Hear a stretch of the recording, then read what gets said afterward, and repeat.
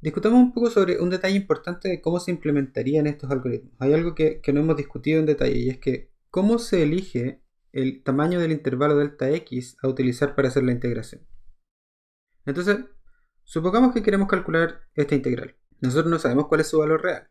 Y para partir tenemos que elegir algún tamaño de delta x que es relativamente arbitrario. Entonces, supongamos que elijo un delta x de este tamaño. Entonces divido mi intervalo AB en 3. Y con esos intervalos que acabo de decidir, entonces yo puedo calcular cuánto vale mi integral. Ahora, intuitivamente, uno podría pensar que si achica delta x,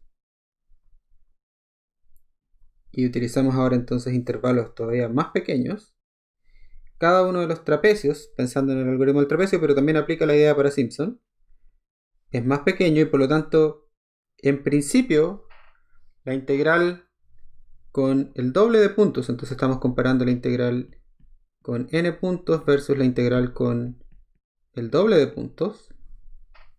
La integral con el doble de puntos debiese ser en principio mejor. Y eso es cierto, pero tiene una limitación. Consideren lo que hablamos durante la primera semana. Mientras más chico es el intervalo, empiezan en algún momento a haber errores computacionales asociados.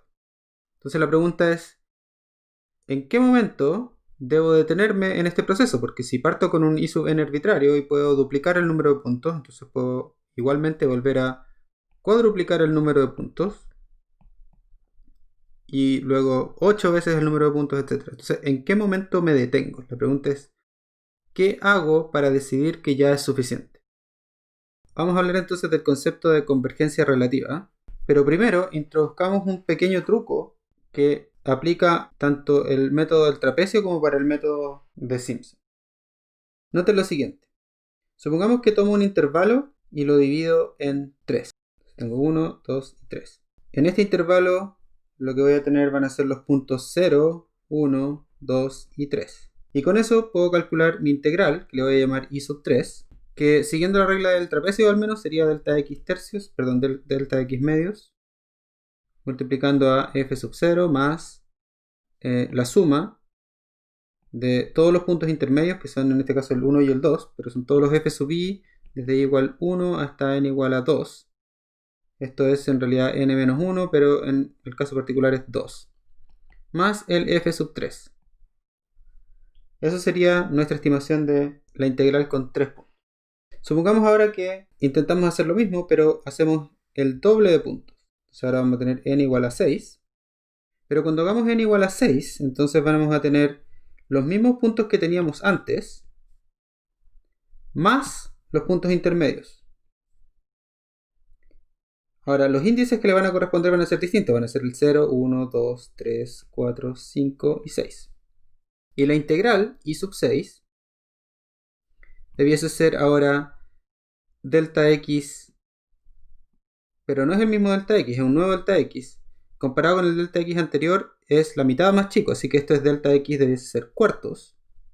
Y perdón, aquí me faltó un factor 2, acompañando a todo. Y lo que va aquí adentro debiese ser la suma de nuevamente el f sub 0, después todos los puntos intermedios, más el f sub 6. Pero acá solo les cambiamos el nombre. En realidad el 0 es el mismo 0 que antes, y el 6 corresponde al 3 anterior. Mientras que el 1 y el 2 ya los calculamos en la suma anterior, o sea, están de alguna forma considerados dentro de esta suma que está acá. Y los únicos que en realidad nos falta por considerar son el 1, el 3 y el 5, es decir, los impares. Por lo tanto, esta cosa se ve exactamente igual que i sub 3, salvo por este factor 4 que antes era 2. Y lo único que me falta es agregarle los puntos intermedios. Entonces, si trato de hacer la corrección, lo que va a ocurrir entonces es que el i sub 6, yo estoy diciendo que es idéntico al i sub 3, salvo por el factor 2, entonces voy a tener que dividirlo por 2. Y salvo porque me faltó sumarle todos los puntos intermedios, todos los puntos impares. Entonces voy a tener que multiplicar por el tamaño del intervalo, delta x, que es ahora delta x medios, y está todo multiplicado por un medios, así que hay un delta x cuartos. Pero todo esto está multiplicado por la suma de los impares. La suma de los impares es 2i menos 1, y para que calce con nuestros números tiene que partir en i igual a 1 y llegar a i igual a, en el caso de 3 vamos a tener simplemente acá n. Y todo esto está multiplicado por un factor 2. Así que podemos ver ahora que nuestro i sub 6 es igual a lo que ya habíamos calculado antes, más delta de x medios, multiplicando la suma de los impares.